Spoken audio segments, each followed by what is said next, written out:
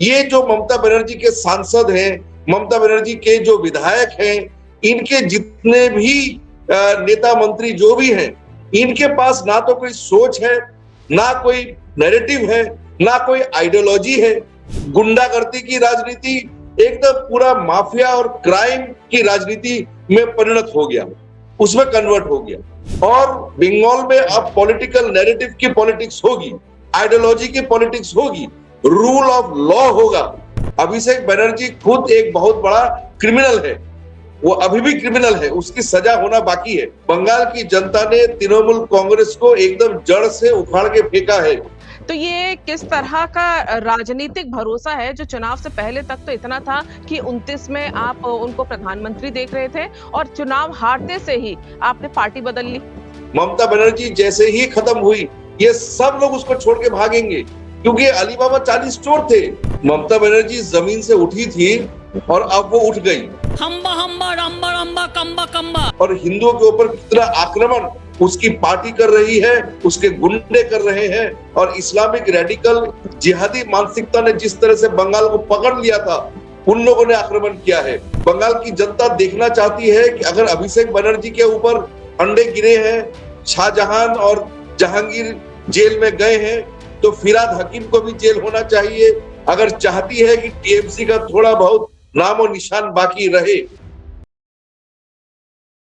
नमस्कार, पांचजन्य में आप सभी का बहुत बहुत स्वागत है। पश्चिम बंगाल में सत्ता बदली है तो जो विपक्ष में आई है टीएमसी, उसकी पूरी पार्टी ही बिखरती हुई नजर आ रही है। ममता बनर्जी ने सपने में भी नहीं सोचा होगा कि एक चुनाव हारते ही उनके सारे विधायक सांसद उनका साथ इस तरह से छोड़ देंगे। मुट्ठी भर सांसद और विधायक उनके साथ हैं, कई कार्यकर्ता पार्टी छोड़ना चाह रहे हैं। इस पूरे विषय पर आज हम टू द पॉइंट बात करेंगे, क्योंकि ये एक ऐसा विषय है जिस पे हर कोई जानना चाहता है कि 15 साल से जो सरकार इतने दबदबे के साथ अपनी सत्ता चला रही थी, आखिर ऐसा क्या हुआ कि एक चुनाव हारते से ही पूरी पार्टी बिखर गई। और इसी विषय पर हमारे साथ बातचीत करने के लिए हमारे साथ जुड़े हैं प्रोफेसर देवाशीष जी, जो कि राजनीतिक विश्लेषक हैं। बंगाल चुनाव के समय भी आप हमारे साथ थे। देवाशीष जी, सबसे पहले तो आपका बहुत बहुत स्वागत है। नमस्कार। नमस्कार जी, हमने चुनाव के दौरान भी, जब इलेक्शन चल रहे थे, वोटिंग हो रही थी, पोलिंग हुई, जब रिजल्ट आए, हमने तब भी बातचीत की। लेकिन तब हमने और आपने भी इतना नहीं सोचा था कि ममता बनर्जी की पार्टी 1 डेढ़ 2 महीने के अंदर इस तरह से बिखर जाएगी। सबसे पहले तो हम बात करते हैं जो एक त्रिपुरा की छोटी-सी पार्टी एनसीपीआई, जिसके साथ तृणमूल कांग्रेस जो है, अब ऐसा लग रहा है कि उसके सारे सांसद विधायक जो हैं उसी में आस ढूंढ रहे हैं। क्या इसको अगर हम देखा जाए, ये एक तकनीकी राजनीतिक मंच है या फिर एक कोई बड़ी रणनीति इसके पीछे काम कर रही है? क्योंकि कहा यही जा रहा था कि शायद ये बीजेपी में मिल जाए, लेकिन अचानक से ये एनसीपीआई, त्रिपुरा की वो पार्टी जिसे कोई जानता भी नहीं है। देखिए, यहाँ पश्चिम बंगाल की राजनीति में सबसे दुख भरी बात ये रही है कि वामपंथियों के जमाने से यहाँ एक उल्टी नैरेटिव, मतलब गलत बात का एक चलन चल गया है। मतलब वामपंथियों का नैरेटिव हमेशा एंटी नेशनल, एंटी हिंदू, हमेशा भारत विरोधी रहा। वहां से निकलकर एक टीएमसी आई। टीएमसी ने पहले कुछ दिन तो एक नैरेटिव दिया, एक बात रखी, एक सोच रखी कि anti CPM, anti left, pro nationalist, थोड़ा सा नेशनलिज्म का उसके अंदर थोड़ा सा नजर आता था, क्योंकि कांग्रेस घराने की थी। लेकिन वो पहले कुछ थोड़े दिन, लेकिन टीएमसी का जमाना ऐसा रहा कि जहां कोई नैरेटिव ही नहीं था, कोई पॉलिटिकल आइडियोलॉजी ही नहीं थी। एक सरकार चली तकरीबन 15 साल, जिसके पास कोई आइडियोलॉजी ही नहीं थी। वो कभी कुछ जो मन में आता था, ममता बनर्जी कभी वो कविता लिख रही है, कभी ड्राइंग बना रही है, कभी जॉय बांग्ला बोल रही है, कभी कुछ कर रही है, कभी कुछ कर रही है, कभी मुसलमानों का अपीसमेंट कर रही है। मतलब उसके पास कोई आइडियोलॉजी ही नहीं था। तो बहुत बहुत दिनों से बंगाल में ऐसी सिचुएशन रही कि जहां पॉलिटिक्स विदाउट एनी आइडियोलॉजी चली। दुर्भाग्य रहा बंगाल की जनता का कि राजनीति यहां बिना विमर्श के चली, और आखिर में तो ये जोर जबरदस्ती की राजनीति, गुंडागर्दी की राजनीति, एकदम पूरा माफिया और क्राइम की राजनीति में परिणत हो गया, उसमें कन्वर्ट हो गया। तो आज जब यहाँ एक राष्ट्रवाद, एक हिंदू नेशनलिज्म एक कल्चरल नेशनलिज्म, पूरा एक ठोस आइडियोलॉजी के साथ, एक नैरेटिव के साथ, एक पूरी सोच के साथ, जहां पीछे नरेंद्र मोदी की सरकार के 12 साल का उनका एक अचीवमेंट का एक लेगेसी है, एक भारतीय जनता पार्टी की एक सोच, इंटीग्रल ह्यूमनिज्म की पॉलिटिकल आइडियोलॉजी, एकात्म मानववाद, ये सब लेकर जब एक सरकार यहां बनी है, तो उस सरकार में ऐसे जो एकदम बेकार के तत्व हैं, एक तरह से, मतलब ये जो ममता बनर्जी के सांसद हैं, ममता बनर्जी के जो विधायक हैं, इनके जितने भी नेता मंत्री जो भी हैं, इनके पास ना तो कोई सोच है, ना कोई नैरेटिव है, ना कोई आइडियोलॉजी है। मतलब ये, मतलब क्या है ये, मतलब गुंडागर्दी के अलावा कुछ नहीं है। तो इनका तो बीजेपी में आने का सवाल ही पैदा नहीं होता, क्योंकि इनके पास कोई आइडियोलॉजी नहीं, ये राष्ट्रवाद समझते नहीं, इन्हें राष्ट्रवाद क्या है मालूम नहीं, हिंदुत्व को इन्होंने हमेशा गाली दी है, इनको पता नहीं हिंदुत्व क्या है, कल्चरल नेशनलिज्म क्या होता है, इन्हें कुछ नहीं मालूम, एकात्म मानववाद, इंटीग्रल ह्यूमनिज्म इन लोगों को नहीं मालूम। तो ये लोग तो यहां आने से रहे, और बंगाल में अब पॉलिटिकल नैरेटिव की पॉलिटिक्स होगी, आइडियोलॉजी की पॉलिटिक्स होगी, रूल ऑफ लॉ होगा, आइन का शासन होगा, कानून का शासन होगा, गुंडागर्दी और माफिया तंत्र खत्म हो जाएगा। तो ऐसी परिस्थिति में ये लोग कहां जाएंगे, क्या करेंगे? ममता बनर्जी की लीडरशिप पूरी खत्म हो चुकी है, उनको कोई लीडर मानता नहीं, उनके विधायक, उनके सांसद ममता बनर्जी को मानते नहीं, भारतीय जनता पार्टी में इनके आने का कोई सवाल नहीं।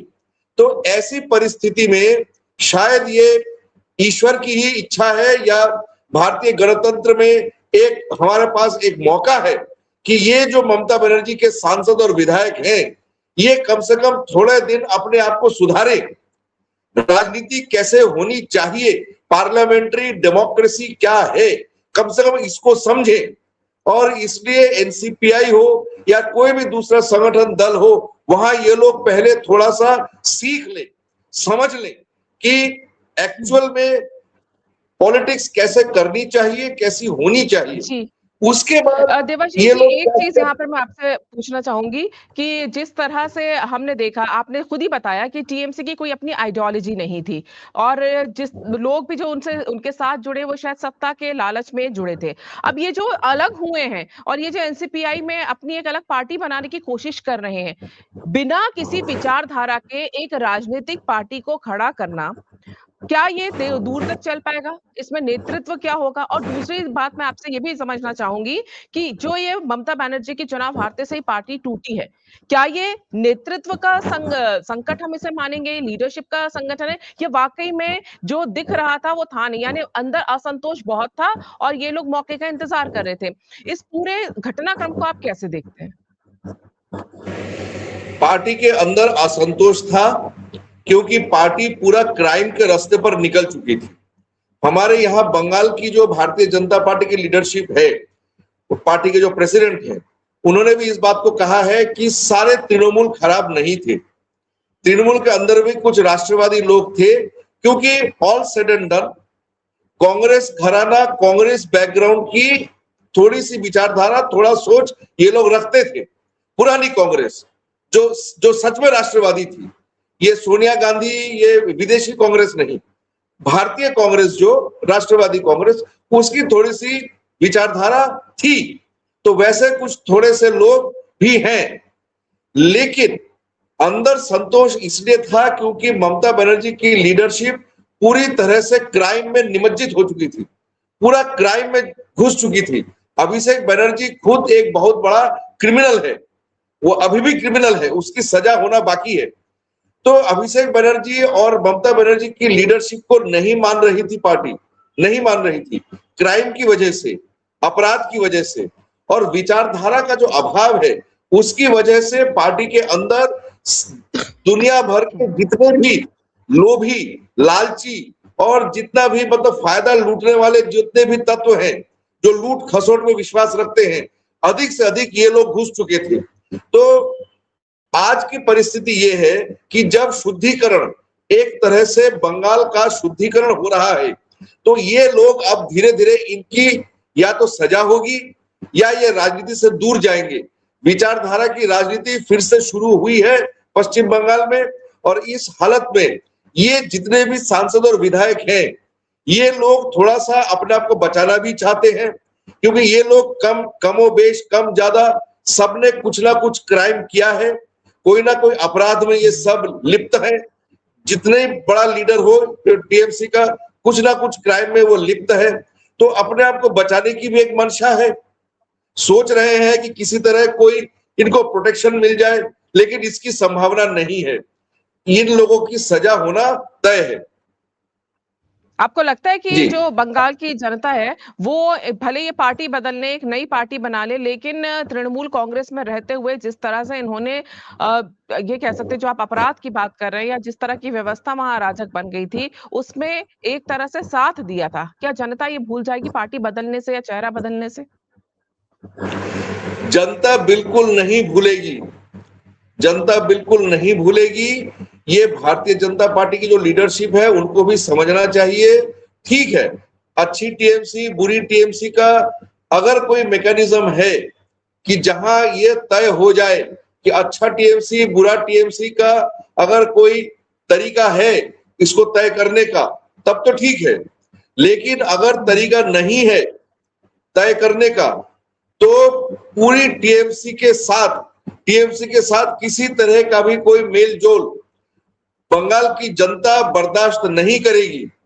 बंगाल की जनता ने तृणमूल कांग्रेस को एकदम जड़ से उखाड़ के फेंका है। अब वो तृणमूल कांग्रेस का लेश मात्र भी बंगाल में बंगाल की जनता बिल्कुल सहन नहीं करेगी।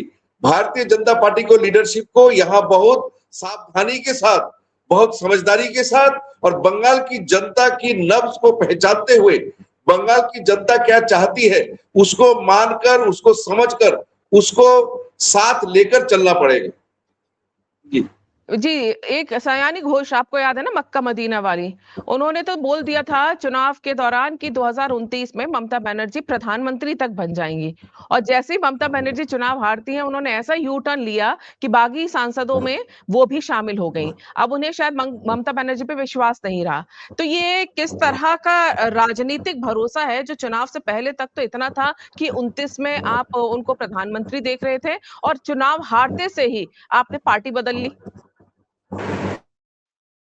ये वो पुरानी कहावत, मतलब अलीबाबा 40 चोर की तरह है।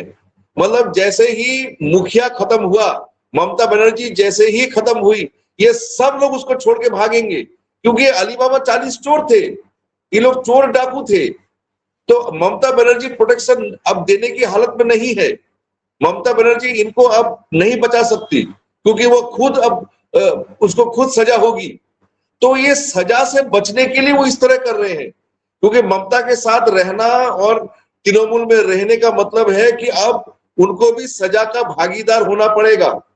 पश्चिम बंगाल की जनता जिस तरह से सबको चुन चुन कर वो मतलब जैसे मतलब उनको ऊपर अंडा फेंकना, फिर उनको बेइज्जत करना, और जैसा भी है, जनता अपने हाथों में मैटर को ले सकती है, जनता अपने हाथों में कार्रवाई कर सकती है। लेकिन बीजेपी की सरकार ने बंगाल में शांति बनाए रखने का और कानून को बनाए रखने का और पूरा उसमें शांति श्रृंखला बनाए रखने का जो अभी स्टेप लिया है, इसलिए बंगाल की जनता चीजों को अपने हाथ में नहीं ले रही। लेकिन ये लोग जानते हैं, सांसद विधायक, कि बंगाल की जनता इनको छोड़ेगी नहीं। देबाशीष जी, एक बात बताइए, जैसे जनता भले ना छोड़े, लेकिन जो पिछले 15 साल का गुस्सा है, खासतौर से पिछले 5 साल के दौरान जो हमने देखा है, जो बीजेपी के वोटर रहे या जो हिंदू वोटर रहे जिनके ऊपर टीएमसी ने अत्याचार किए, तो हमने ये भी तस्वीरों में देखा कि भाईपों पे अंडे फेंके गए। हमने ये भी विजुअल्स देखे कि जो महिला टीएमसी की तरफ से सफेद साड़ियां लोगों के घर भिजवाती थी धमकी के तौर पे, सड़क पे लोगों ने उसे सफेद साड़ी पहना दी पकड़ के। हमने ये भी देखा कि जो टीएमसी के कार्यकर्ता या नेता नेता टोलाबाजी करते थे, उन्हें किस तरह से अपनी जान बचा के पलंग के नीचे छुपना पड़ा। ये जनता का आक्रोश है। ये अलग बात है कि टीएमसी की तरह बीजेपी के किसी भी कार्यकर्ता या समर्थक ने ऐसी हिंसा नहीं की, हत्याएं नहीं की, रेप नहीं किए, जो टीएमसी के ऊपर आरोप लगे और जो हम सब ने देखे थे। आज अगर हम परिस्थितियों की बात करें, आपको क्या लगता है टीएमसी के इतने बुरे हालात, क्योंकि ममता बनर्जी को जमीन की नेता माना जाता था, वो जमीन से उठी थी, अत्याचारों को हम सब ने देखा था कि क्या हुआ था नंदीग्राम में और किस तरह से उन्होंने अपनी राजनीति को चमकाया था।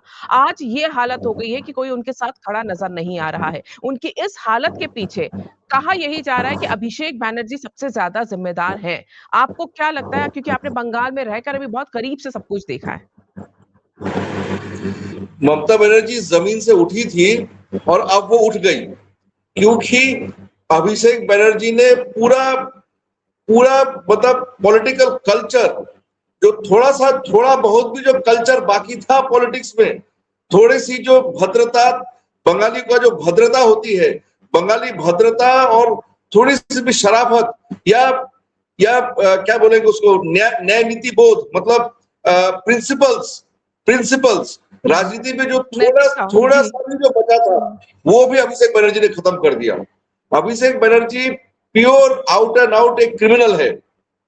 बंगाल की जनता जानती है कि वो सिंपल एक क्रिमिनल है, और अभिषेक बनर्जी की वजह से ही ममता बनर्जी की लीडरशिप भी खत्म हो गई। पार्टी का जो भी थोड़ा सा उसकी पार्टी के अंदर, टीएमसी के अंदर जो थोड़ा बहुत भी थोड़ी सी जो कल्चर थी, वो भी खत्म हो गई। अभिषेक बनर्जी अकेला रिस्पॉन्सिबल है आज की इस दशा का, और ममता बनर्जी इसलिए रिस्पॉन्सिबल है कि ममता बनर्जी ने सारा सब कुछ, ममता बनर्जी को लगता था कि वो जो भी करती है वो एकदम परफेक्ट है। वो अपने आप को सबसे ऊपर मांगने लगी थी। वो ये मानने लगी थी कि वो जो भी करेगी उसको सक्सेस होना है, वो उसको सफलता मिलेगी। उसको जमीन से वो उठी थी, लेकिन जमीन से वो पूरा कट चुकी थी ममता बनर्जी। और अभिषेक बनर्जी ने ये काम किया था, वो आईपैक ने ये काम किया था, और जितने भी क्रिमिनल जो हैं टीएमसी जो क्रिमिनल थे, उन लोगों ने ये काम किया था। ममता बनर्जी जमीन से कट चुकी थी। उसको एकदम नहीं मालूम था कि बंगाल की जनता के ऊपर कितना अत्याचार और कितना हिंदू के ऊपर अत्याचार और हिंदुओं के ऊपर कितना आक्रमण उसकी पार्टी कर रही है, उसके गुंडे कर रहे हैं। और इस्लामिक रेडिकल जिहादी मानसिकता ने जिस तरह से बंगाल को पकड़ लिया था, उन लोगों ने आक्रमण किया है।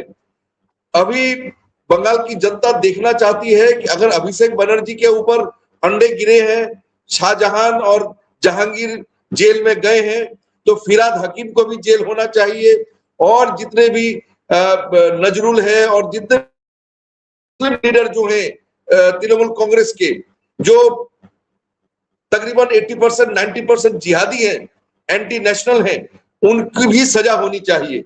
बंगाल की जनता वो भी देखना चाहती है। जी, अंत में मैं आपसे एक प्रश्न जरूर पूछूंगी। देखिए, पहले कांग्रेस का शासन रहा, कांग्रेस गई, दोबारा कभी लौट कर नहीं आई। वामपंथी आए, लेफ्ट का शासन रहा, 30 साल से ज्यादा उन्होंने वहां पर शासन किया, लेकिन एक बार गए तो दोबारा नहीं लौटे। टीएमसी ने 15 साल शासन किया, लेकिन आज कांग्रेस भी है, लेफ्ट भी है, टीएमसी टूट गई है। आपको क्या लगता है अब ममता बनर्जी की भविष्य की राजनीति क्या है? उनका राजनीतिक करियर आगे कैसे चलेगा? एक तरफ बात चल रही थी कांग्रेस के साथ वो मर्ज कर लेंगे अपनी पार्टी को, लेकिन पार्टी में जब सांसद विधायक बचेंगे ही नहीं, तो कांग्रेस ऐसी पार्टी का भी क्या करेगी? ममता बनर्जी की राजनीति को आप कैसे देखते हैं आने वाले समय के लिए? ममता बनर्जी की राजनीति एकदम खत्म हो चुकी है, एकदम शून्य हो चुकी है। ममता बनर्जी अगर ये सोचे कि 20 साल पहले 25 साल पहले सिंगूर, नंदीग्राम और उससे पहले उनका जो स्ट्रीट फाइटर का जो इमेज है, सड़क पे राजनीति करने का जननेत्री, मतलब जनता का मास लीडर का जो उनका जो इमेज है, या मास लीडर का जो उनकी जो क्वालिटी है, वो खत्म हो चुकी है। वो किसी भी तरह से अब वो मास लीडर नहीं बन पाएंगी फिर से, क्योंकि इतना डैमेज वो कर चुकी अपनी पार्टी का, अपना और वेस्ट बंगाल का, राज्य का उन्होंने इतना डैमेज कर दिया है कि अब उनके लिए कोई पॉलिटिकल फ्यूचर बाकी नहीं है। सबसे बड़ा उसके अंदर कारण ये है कि उनका अपना इमेज खराब हो चुका है, वो उन्होंने खुद अपने को बर्बाद किया है। और दूसरी बात ये कि उनकी पार्टी के पास कोई विचारधारा ना कभी थी जो थोड़ी बहुत थी वो खत्म हो गई। पार्टी के अंदर जो पॉलिटिकल कल्चर था उसको अभिषेक बनर्जी ने खत्म कर दिया। ममता बनर्जी के पास कोई पॉलिटिकल विचारधारा नहीं है, कोई विचारधारा उसके पास नहीं है, सांसद विधायक उसके पास नहीं है, और उसका वो जो पुराना मास लीडर और जनता का और क्या कहते हैं फाइटर जो इमेज है वो अब काम नहीं करेगा, क्योंकि बंगाल में अब विचारधारा की राजनीति वापस आई है। विचारधारा विहीन, बिना विचारधारा के सिर्फ फाइटर इमेज के साथ ममता बनर्जी ने अपना जो तैयार किया था वो सीपीएम के टाइम के लिए ठीक था, क्योंकि सीपीएम की आइडियोलॉजी भी अंत में जाके खत्म हो चुकी थी। सीपीएम की आइडियोलॉजी भी एकदम बंगाल की जनता छोड़ चुकी है।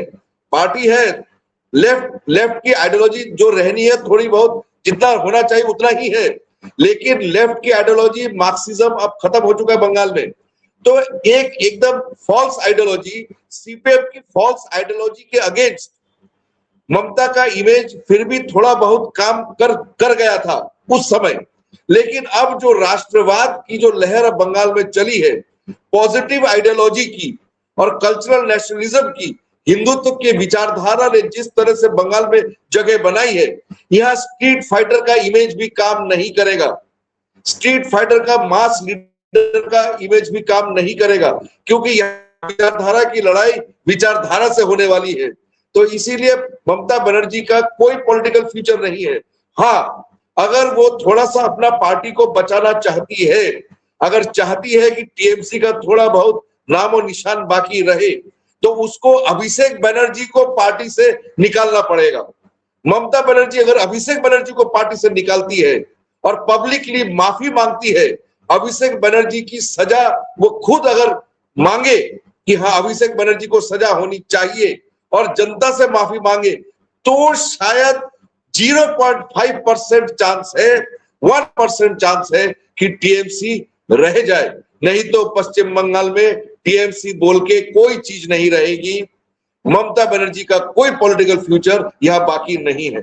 जी बिल्कुल, ये इस बार ये चुनाव जो है आने वाले समय के लिए भी केस स्टडी रहेंगे कि अगर आप जनता से भी कट जाएंगे, अराजकता फैलाएंगे, जनता आक्रोशित होगी, सिर्फ एक वोट बैंक के लिए काम करते रहेंगे और राज्य का भी भला नहीं करेंगे, तो जब सत्ता पलटती है तो फिर पार्टी भी बिखर जाती है और जो नेता जमीन के नेता होते हैं वो कहीं हवा में उड़ जाते हैं। देवाशीष जी, आपने हमसे बातचीत की, ये समय निकाला, इसके लिए आपका बहुत बहुत धन्यवाद। बहुत आप बहुत सभी को भी धन्यवाद। अगर ये चर्चा पसंद आई है, जी, अगर आप सभी को ये चर्चा पसंद आई है तो इसे लाइक करें, शेयर करें, चैनल को सब्सक्राइब जरूर करें। नमस्कार।